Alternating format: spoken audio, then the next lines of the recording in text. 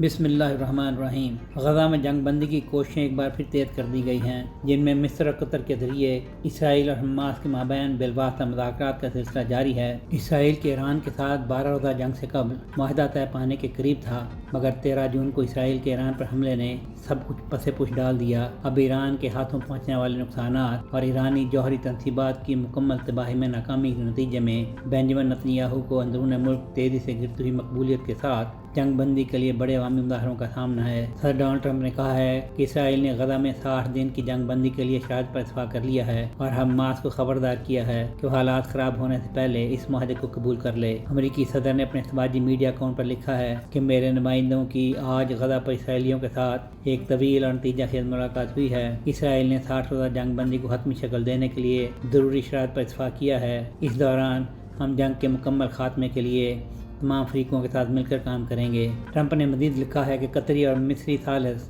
Hamas کو حتمی تجویز پیش کریں گے۔ مجھے امید ہے کہ مشرق وسطیٰ کی بھلائی کے لیے حماس اس ڈیل کو قبول کرے گی، اور اگر ایسا نہ ہوا تو یہ بہتر نہیں ہوگا، یہ صرف اور بھی خراب ہوگا۔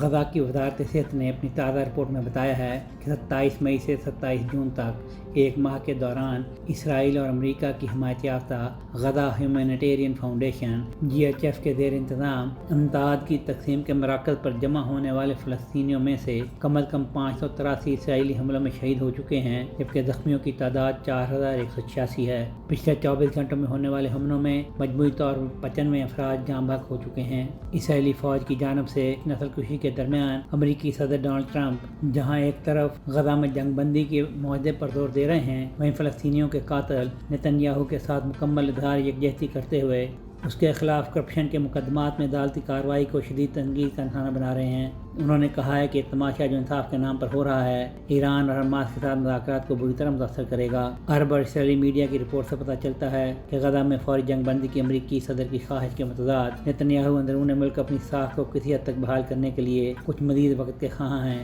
جس کے لیے وہ آئندہ پیر کے روز امریکی صدر سے ملنے کے لیے واشنگٹن جا رہے ہیں۔ مصری وزیر خارجہ بدر عبدالعاطی کا کہنا ہے کہ غزہ کی پٹی میں متوقع فائر بندی کے لیے ایک معاہدے پر کام جاری ہے، جو ابتدائی طور پر 60 روز کی جنگ بندی پر مشتمل ہوگا اور اس کے بعد اگلے مرحلے میں پیش رفت کی امید ہے۔ انہوں نے بتایا کہ فائر بندی کے بعد چند ہفتوں کے اندر غزہ کی تعمیر نو کے لیے ایک بڑی کانفرنس بھی منعقد کی جائے گی۔ انہوں نے تصدیق کی کہ اسرائیل نے 19 جنوری کو طے پانے والے معاہدے کی خلاف ورزی کی ہے اور کسی جواز کے بغیر غزہ پر دوبارہ جارحیت کا آغاز کیا ہے۔ انہوں نے مزید کہا کہ اگر اسرائیل اب کی بار بھی معاہدے کے بعد دوبارہ غزہ پر حملے شروع کرتا ہے تو یہ علاقائی سطح پر عدم استحکام اور خطرے کا بڑا ذریعہ ہوگا۔ رپورٹس کے مطابق ثالثی ممالک چاہتے تھے کہ اسرائیل ایک وفد قاہرہ بھیجے تاکہ باقی رہ جانے والے اختلافات کو ختم کیا جا سکے، لیکن اسرائیلی وزیر اعظم نے ایسا کرنے کی بجائے اسرائیلی وزیر برائے تدبیراتی امور ڈیرمر کو واشنگٹن بھیجنے پر ترجیح دی تاکہ مصر میں بالواسطہ مذاکرات کے ایک دور سے پہلے امریکہ کے ساتھ ہم آہنگی حاصل کی جا سکے۔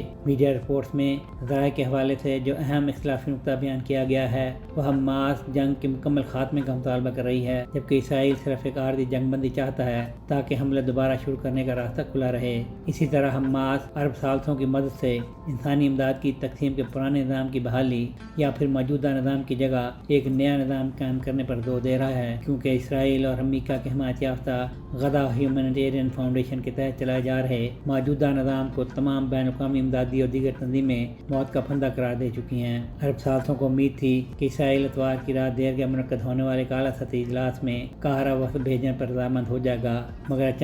لیکن یہ اجلاس بغیر کسی فیصلے کے ختم ہو گیا۔ اس کے نتیجے میں اب مصر اور قطر کی تیار کردہ مفاہمتی تجاویز پر مذاکرات التفاق کا شکار ہو گئے ہیں، جن کا مقصد امریکی نمائندے اسٹیو وٹکوف کی تازہ ترین پیشکش کو حماس کے جواب کے ساتھ یکجا کرنا تھا۔ سہیل شہریار، آئی پاک ٹی وی۔